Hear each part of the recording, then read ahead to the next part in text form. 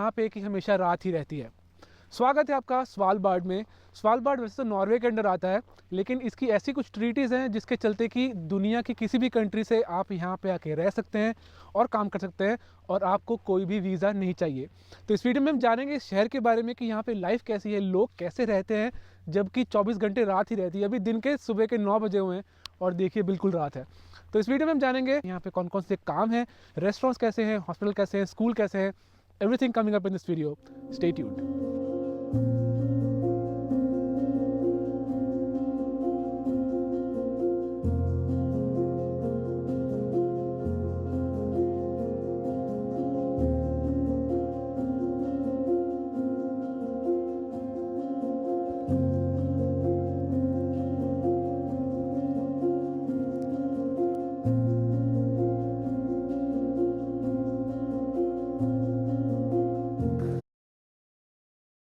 खुद का business start करना है लेकिन इन्वेस्टमेंट नहीं करना?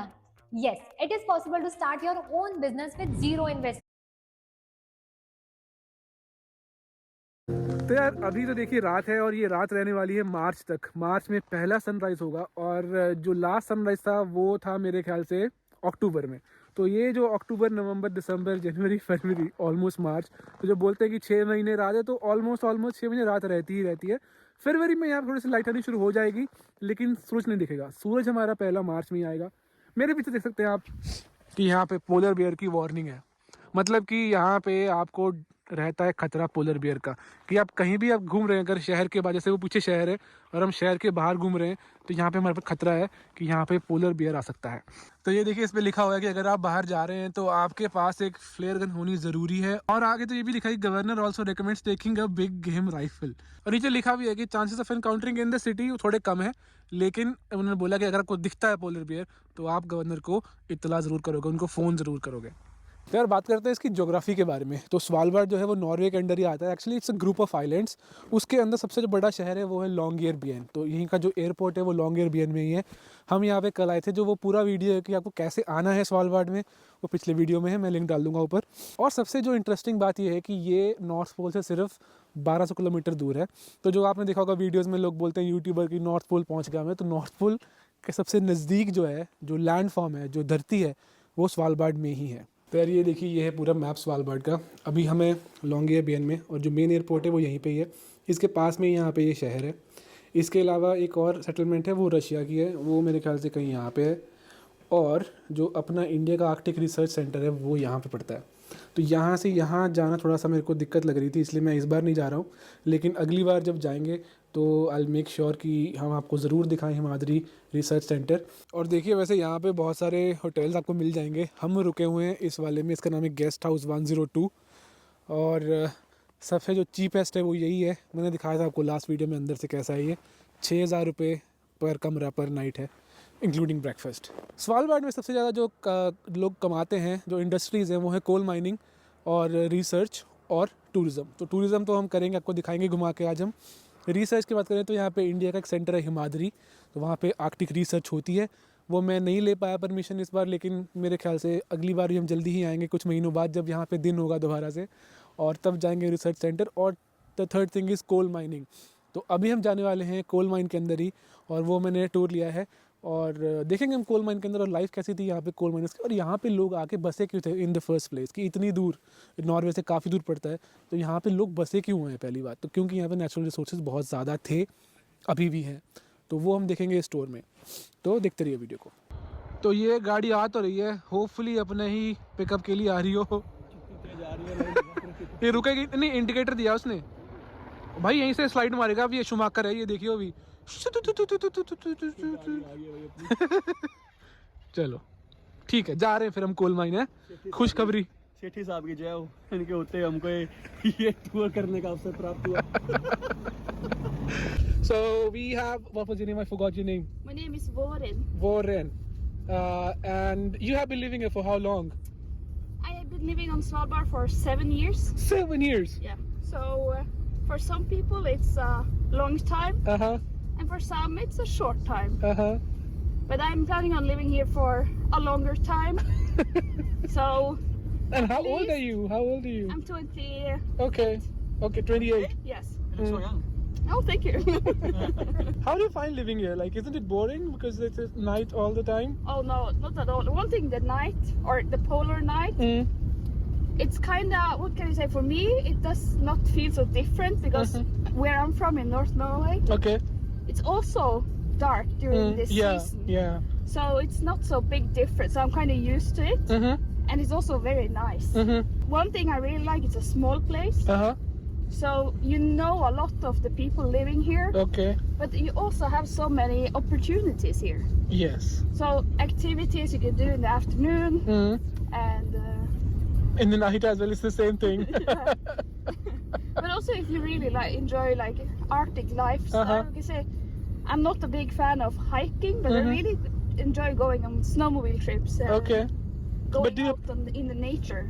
But do you have to carry like a firearm with you as well Yes. for the polar bears? Yeah, all the time. So we have these polar bear signs, and when we pass the sign, we have to bring a firearm. And have It's you not seen by the law, but you need something to scare the with. bear? Okay. And have you seen the bear Yeah. in these 7 I have, years? Yes. How many times? Oh, I don't know.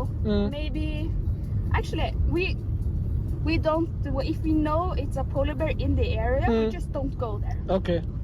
So I have not seen it so many times. Maybe I've seen a polar bear like 30 times, maybe. From how far? Oh, all kind of distance. Okay. Like a couple of kilometers to. Closest I've been to a bear is maybe 100 meters. Wow. Or it could be closer because, but it's on. That was because of it. Kind of was an accident. We didn't know it was there. Okay. So when we were driving a snowmobile up a hill and it came over the top, then suddenly the bear was just right over there. And then you just drove off? Yeah. Then we drove away to a safe distance, so we did not bother the bear. And Because it was a female Okay. with 2 cubs. With the cubs. Oh. So it didn't follow you? It No. chased you off? Oh, they were playing in the snow, so Okay. we went away. We were standing like maybe 400 meters away. Nice. You see up to the left here, the blue line there. That is the Clover seed. That's the seed wall.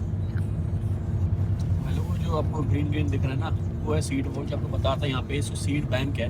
यहाँ हर तरीके की seed हर container में जमा कर रखी है। अगर मान लो एपोकैलिप्स हो गया, धरती का विनाश हो गया ना, तो दोबारा मैनकाइंड को स्टार्ट करने के लिए खाना चाहिए ना, क्रॉप्स चाहिएगी। तो यहाँ ये वो सीड वॉल काम आएगा। और इस पे अगर मिसाइल भी मार दोगे ना आप, ये खत्म नहीं होता है। पर्मा फ्रॉस्ट के अंदर है। इसको किसी भी नेचुरल फैक्टर से, किसी भी ह्यूमन फैक्टर से आप इस सीड वॉल को खत्म नहीं कर सकते। इसीलिए यहाँ पर बना हुआ है। ये माउंटेन के अंदर है पूरा। The rest of the group. तो ये पहुंच गए हम कोल माइन में। तकरीबन 15 लोग हैं जाने के लिए अंदर। तो एक बाहर तो एक ग्लोबल सीड वॉल्ट है ही, लेकिन यहाँ पे एक नॉर्वेजियन लोकल सीड वॉल्ट भी है जो कि इन माइंस के अंदर ही है। तो ऐसे इन्होंने सीड्स रखे हुए हैं पैक करके बर्फ़ के अंदर।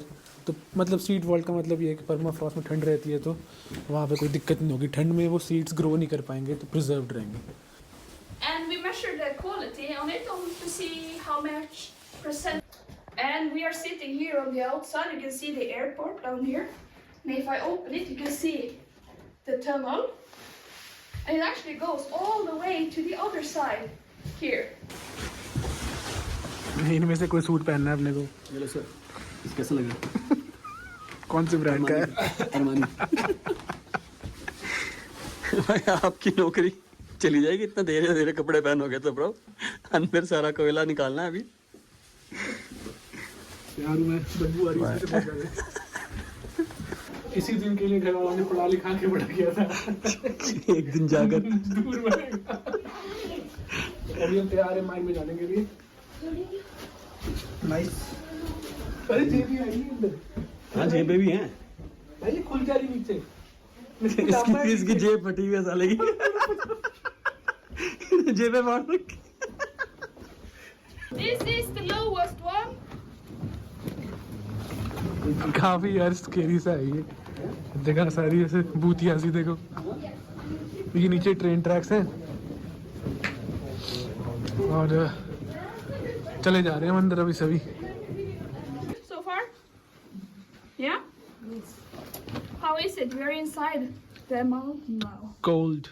Yeah. This inside here is the seed vault that we have here, the Nordic Seed Bank, and it opened in 1984. And in 84, they put in 30,000 seed samples. I can see the aluminium packages in the last box. That is how they store the seeds